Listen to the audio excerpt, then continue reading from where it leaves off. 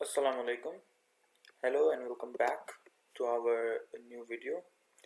तो आज का जो हमारा टॉपिक है वो है लूप्स। बेसिकली लास्ट ट्यूटोरियल में जो मैंने आपको बताया था लूप्स के बारे में वो ज़्यादा डिटेल में नहीं बताया था, जस्ट मैंने ओवरव्यू दिया था कि लूप्स का, फॉर लूप का और वाइल लूप का सिंटैक्स क्या होता है। बट हम इनमें क्या क्या कर सकते हैं वो हम आज के ट्यूटोरियल में डिस्कस करेंगे। And let's move toward the code. Okay, first of all for loop ये समझते हैं कि लूप्स का बेसिकली कॉन्सेप्ट क्या होता है, हम लूप्स को यूज़ क्यों करते हैं। सबसे पहले हम ये समझते हैं, ठीक है। तो सपोज करें आपका कोई स्टूडेंट है और आपने उसका नाम इनपुट करवाना है, ठीक है। स्टूडेंट नेम है and you just need to take input the enter your student name. Okay, अब आप क्या चाह रहे हैं कि आपने स्टूडेंट का नाम लेना है एंड आपने उसका स्कोर लेना है कि उसके मार्क्स कितने आए हैं। एंड यहाँ पे आप इनपुट करते हैं input and inter your marks. ठीक है, यहाँ तक तो ये कोड सही चलता है। एंड पे हम आके इन दोनों चीज़ों को प्रिंट कर देते हैं, score sorry student name and score. ठीक है, अब यहाँ तक ये कोड ठीक है। हमने क्या किया, स्टूडेंट से नेम लिया, स्टूडेंट से स्कोर लिया। अगर हमारे पास एक स्टूडेंट है तो इसको चला के देखते हैं पहले कि क्या चलता। ठीक है, ठीक है। Enter your name, my name is Noman and my score is 3.5। ठीक है, व्हाट्स द एरर? ओके, मैंने इंटीजर इनपुट लेनी है और मैंने गलती से उसको फ्लोट दे दिया। ठीक है, तो कोई बात नहीं, दोबारा चलाते हैं। नाम नोमान है एंड मेरे मार्क्स हैं 45। ठीक है, तो अब उसने प्रिंट कर दिया नोमान एंड 45।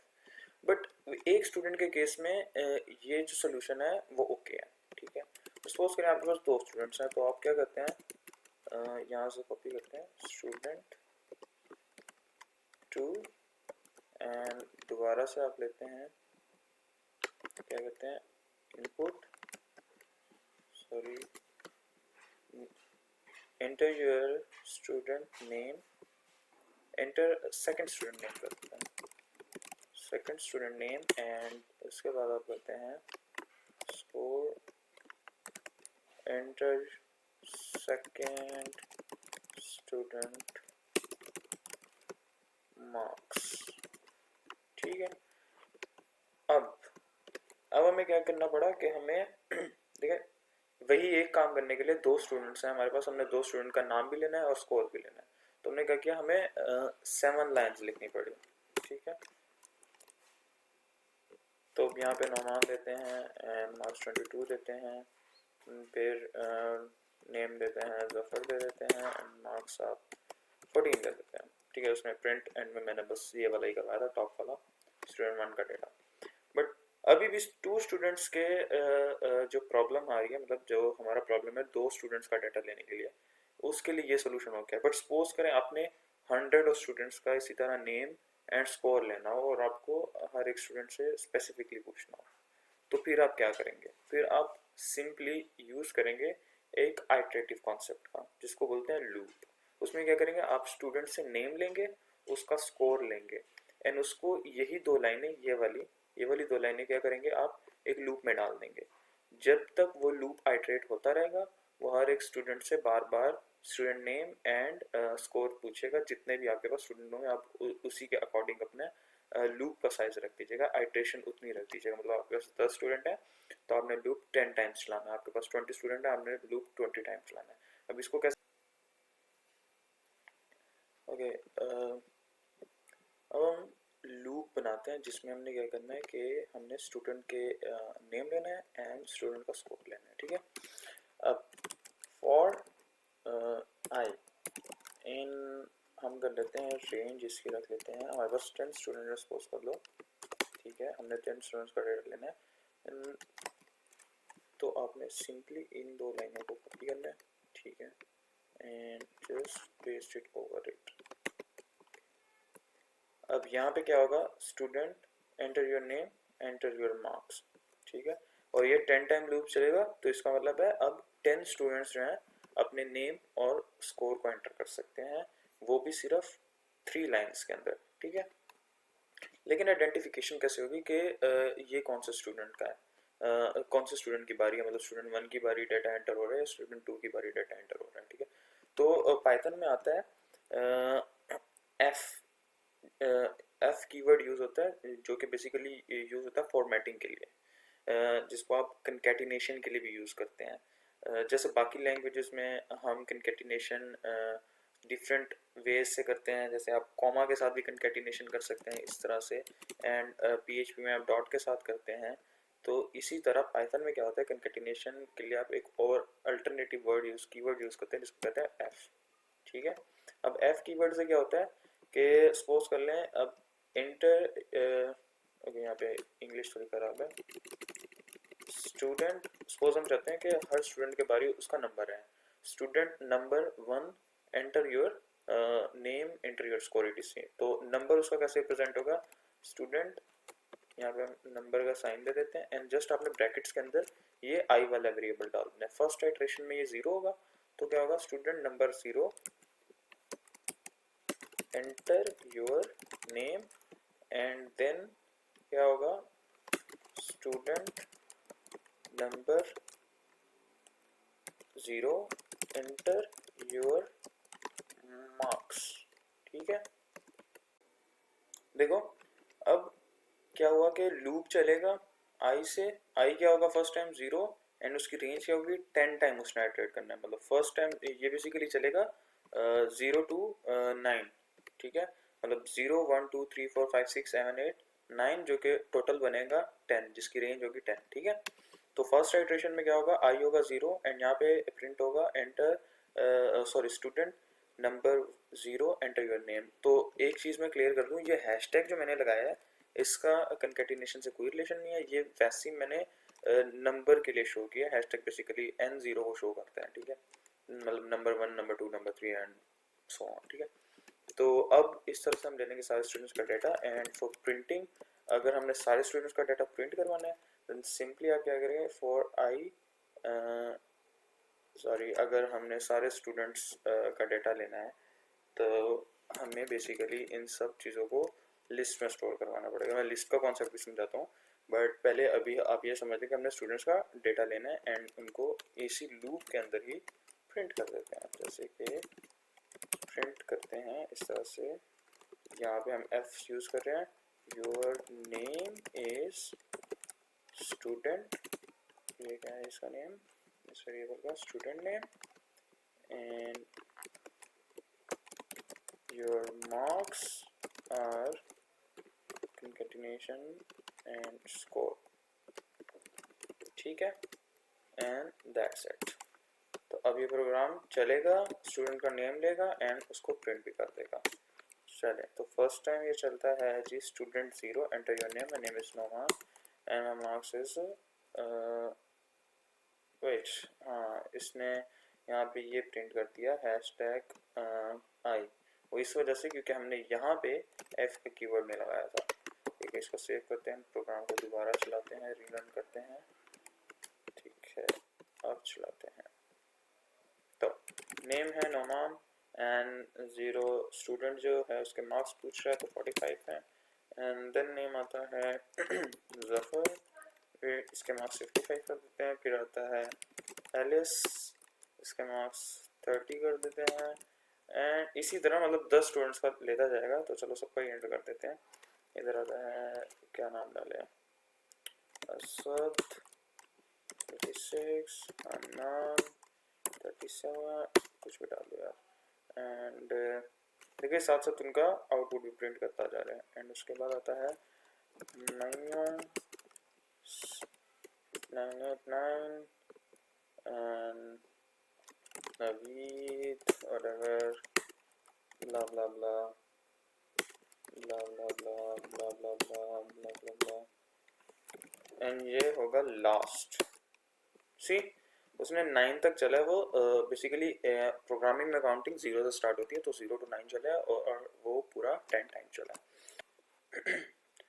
तो आई थिंक अब आपको लूप्स आपका जो कॉन्सेप्ट है वो क्लियर हो गया होगा कि क्यों यूज़ करते हैं आइटरेटिव टास्क के लिए जब कोई काम आपको बार बार करवाना हो। ठीक है, तो अब करते हैं बात लिस्ट के बारे में, क्या मतलब लिस्ट्स कैसे हम फॉर लूप के अंदर यूज़ कर सकते हैं। सपोज करें आपके पास एक लिस्ट है स्टूडेंट नेम, अब लिस्ट को कैसे इनिशियलाइज करते हैं इस तरह से, ठीक है। एंड स्कोर है आपके पास, एक स्कोर की लिस्ट है जिसको भी आप ऐसे इनिशियलाइज करते हैं। अब आप लिस्ट में इक्वल टू कर नहीं सकते क्योंकि लिस्ट में अगर आप इक्वल करेंगे तो उसकी वैल्यू एग्जैक्ट वैल्यू के साथ चेंज हो जाएगी। आपने डॉट लगाना है, अपेंड का कीवर्ड यूज करना है, जस्ट सिंपली अपेंड के फंक्शन के अंदर ये सारा कुछ पास कर देना है। वो क्या करेगा, जो भी आप इनपुट करेंगे वो इस लिस्ट के अंदर अपेंड होती जाएगी, ठीक है। एंड ऐसे ही आपने इधर भी अपेंड लगाना है एंड सिंपली ये चीज। अब क्या होगा कि अब अगर हम इस लूप से बाहर भी चीज़ों को प्रिंट करते हैं, लूप के बाहर भी हम जाके इन वैल्यूज़ को प्रिंट करवा सकते हैं। पहले तो हम इस लूप के अंदर ही रह के जो भी हम काम करते थे वही करते थे। लूप के बाहर जो था हम वेरिएबल्स की वैल्यू चेंज हो जाती थी एक दूसरे के ऊपर। इक्वल टू तो यही होता है ना कि अगर आपके फर्स्ट टाइम वैल्यू 1 है एंड देन अगेन आपका वही वेरिएबल किसी और वैल्यू की इक्वल आ जाता है तो उसकी वैल्यू चेंज हो जाती है। बट लिस्ट में ऐसा नहीं होता। ये क्या होगा कि इसके अंदर जो न्यू वैल्यू आएगी वो इस लिस्ट के अंदर अपेंड हो जाएगी, ठीक है। अब हम लूप चलाएंगे अपना लिस्ट के according, for I in student name. अब जितने भी स्टूडेंट नेम होंगे उतनी की रेंज में ये आइटरेट होगी। अब क्या होगा कि ये इसको अपना इंडेक्स दे देगा आई को। अगर हम सिंपली प्रिंट आई करेंगे तो क्या होगा, जो स्टूडेंट है उसकी वैल्यू प्रिंट होगी। मतलब सपोज करें यहाँ पे स्टूडेंट का नेम की वैल्यू प्रिंट होगी, सॉरी स्टूडेंट नेम दिया था नोमान, तो यहाँ पे जो 0th इंडेक्स पे जो भी लिस्ट का इंडेक्स होगा उसकी वैल्यू प्रिंट हो जाएगी और वो वैल्यू इस टाइम आई के अंदर होगी, ठीक है। अब यहाँ पे बार बार हम इनपुट तो ले नहीं सकते, तो क्या करते हैं एक सिंपल सी लिस्ट खुद ही डिफाइन कर लेते हैं, ठीक है। एक नेम्स की लिस्ट है, इसके अंदर नोमान है, इसके अंदर असद है एंड इसके अंदर अनान है। इसके स्कोर हैं 25, 30 एंड 40। अब एक और चीज़, आप जो है वैल्यूज़ के अकॉर्डिंग लिस्ट की कोई डेफिनेशन नहीं होती बेसिकली। जैसे आप उसमें करते हैं, क्या कहते हैं, C++ में होता है कि आप यहाँ पे जब आपने इंटीजर वैल्यू दी थी तो आप इसके आगे स्ट्रिंग वैल्यू ऐड नहीं कर सकते, ठीक है, वो इंटीजर लिस्ट होती है। लेकिन इसमें नहीं, इसमें आप इस तरह से स्ट्रिंग वैल्यू कोई भी अगले इंडेक्स में रखवा सकते हैं, ठीक है। सो अब हम प्रिंट करते हैं, सपोज कर लें स्टूडेंट, स्टूडेंट नेम हमने प्रिंट करना है, सिंपली आपको आई इधर लिखना है, ठीक है। एंड इसको अब रन करते हैं। सी, तो जितने भी नेम्स थे वो सारे प्रिंट हो गए इस आई के अंदर आके। ये क्या करता है, for I in student name, मतलब स्टूडेंट नेम के अंदर जितने भी इंडेक्सेस थे वो बारी बारी इस उनकी वैल्यू जो थी वो बारी बारी इसको असाइन होती गई। मतलब ये 0 पे था, फर्स्ट टाइम आई 0 होता है ना तो उसके 0 इंडेक्स पे नोमान था। सेकंड टाइम आई 1 होता है तो उसके 1 इंडेक्स पे असद था जो कि उसने यहाँ पे प्रिंट कर दिया। थर्ड टाइम उसके जो सेकंड इंडेक्स था, मतलब 0 1 सेकंड इंडेक्स पे क्या पड़ा हुआ था, हनान पड़ा हुआ था, उसने हनान प्रिंट कर दिया, ठीक है। अब सपोज करें आपने स्कोर की वैल्यू प्रिंट करवानी है, आपने उसका स्कोर भी प्रिंट करवाना है, तो आप क्या करेंगे, आई नहीं करेंगे, आप एक कीवर्ड यूज करेंगे, एनुमरेट का वर्ड कीवर्ड होता है जो कि बेसिकली क्या देता है आपको, इंडेक्स देता है, ठीक है, इंडेक्स भी दे देता है एंड वैल्यू भी दे देता है। अब क्या होगा कि ये वैल्यू बेसिकली कौन सी होंगी, ये वैल्यू इसके अंदर की वैल्यूज बार बार प्रिंट होंगी। एंड आई क्या होगा, इंडेक्स, इंडेक्स बेसिकली क्या होगी, उस इंडेक्स का नंबर होगा। मतलब जब मैं अभी प्रिंट इंडेक्स करूंगा तो इसमें क्या प्रिंट होगा, इसमें प्रिंट होगा 0 1 एंड 2। एंड जब मैं वैल्यू प्रिंट करूंगा तो उसमें क्या प्रिंट होगा, नोमान असद एंड हनान, ठीक है। आपने, ठीक है, तो अब जैसे ही मैं कोड रन करता हूँ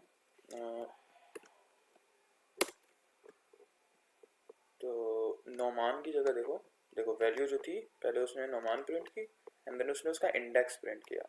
उसका इंडेक्स था 0, फिर असद, असद का इंडेक्स था 1 एंड हनान का इंडेक्स था 2, ठीक है।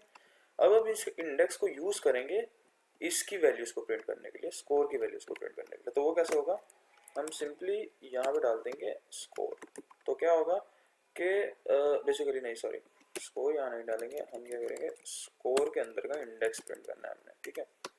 अब क्या होगा, अब ये जाएगा स्कोर के इस इंडेक्स पे। अब फर्स्ट टाइम में इंडेक्स क्या होगा, 0, तो वो स्कोर पे जाएगा एंड यहाँ देखेगा इसके 0 पे क्या पड़ा है, वो देखेगा 0 पे 25 पड़ा है, 25 को वहाँ से उठाएगा और यहाँ प्रिंट कर देगा। एंड उसके बाद जब अगली दफ़ा इटरेट होगा, इंडेक्स होगा 1, जब 1 इंडेक्स होगा वो देखेगा 0 पे तो 25 था, 1 पे क्या पड़ा है, 1 पे पड़ा होगा 30, वो 30 को उठाएगा और यहाँ लेके आएगा एंड जस्ट सिंपली उसको कर देगा प्रिंट। ठीक है, अभी टेस्ट करके देखते हैं इसको। सी, तो उसने नोमान सिंपली उसका एनमरेट जो हमने कीवर्ड यूज किया था, एनमरेट यही करता है कि वो वैल्यूज और इंडेक्स को सेपरेट कर देता है, ठीक है, ताकि आप उसको इंडेक्स भी अपने पर किसी पर्पस के लिए यूज कर सके और उसकी वैल्यू को तो यूज करेंगे, ठीक है।